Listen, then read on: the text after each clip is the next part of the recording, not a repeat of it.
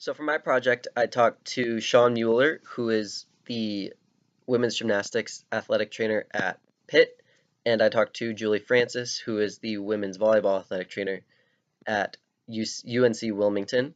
And I'll first start by talking about my conversation with Sean. So one interesting thing about her is so right now she is the athletic trainer for the women's gymnastics team at Pitt, but prior to that, when she was with the College of William and Mary, she was actually with both men's and women's gymnastics, which is um, I thought was really cool to talk to her about because I'm pretty confident that I want to work with gymnastics in the future. But one of my big questions was always whether I would prefer to be with men's or women's gymnastics, which I hadn't really gotten to talk to anyone about too yet. But Sean was actually able to talk to me about that, which was pretty cool.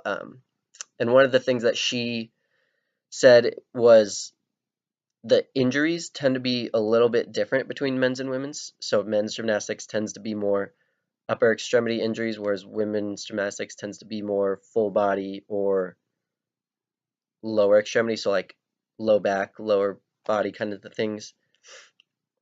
And she said her one of the things she noticed is that women's gymnastics tends to be a little bit more compliant, I guess, with protocols that the athletic trainer gives them or directions and things like that than men's.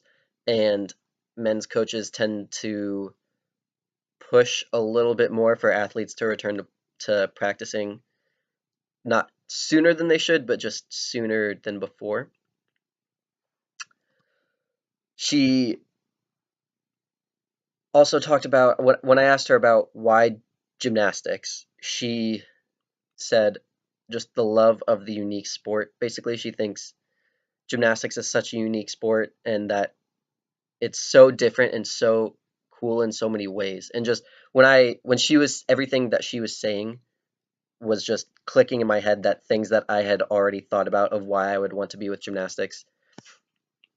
And she also mentioned that one big thing about getting a job in gymnastics is speaking the language of gymnastics, which I feel like I can do being a gymnast for most of my life, because that helps you get kind of the trust of coaches, administrators, because if you're able to speak gymnastics, they kind of you seem like you know what you're talking about a little bit more, even if that has nothing to do with the actual medical situation.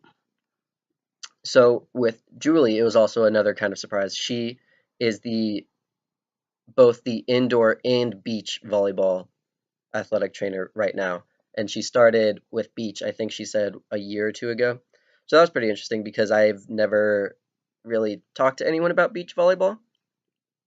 Um, and the big thing she said the difference was is indoor actually probably has more injuries because beach players obviously play on sand, which is a little bit more of a forgiving playing surface than just a court.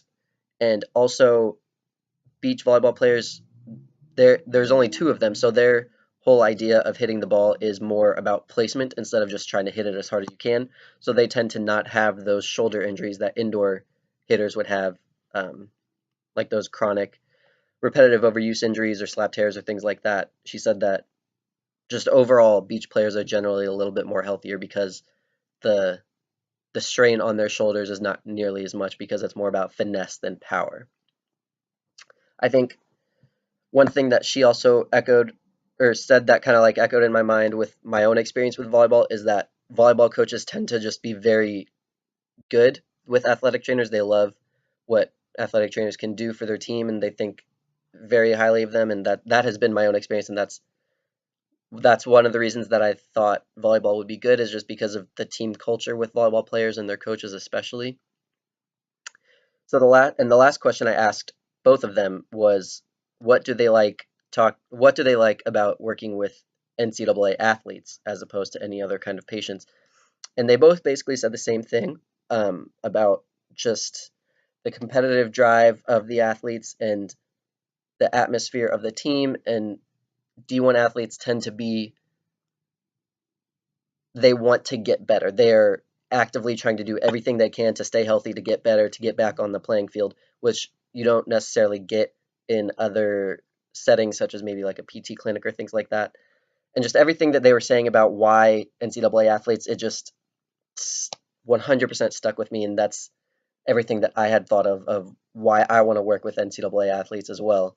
So talking with both of them definitely solidified my desire to work in NCAA and D1 athletics. I still think I would prefer to work with gymnastics just because it's my sport and I love it and I want to stay involved with it, but I would 100% be overjoyed to work with a volleyball team as well.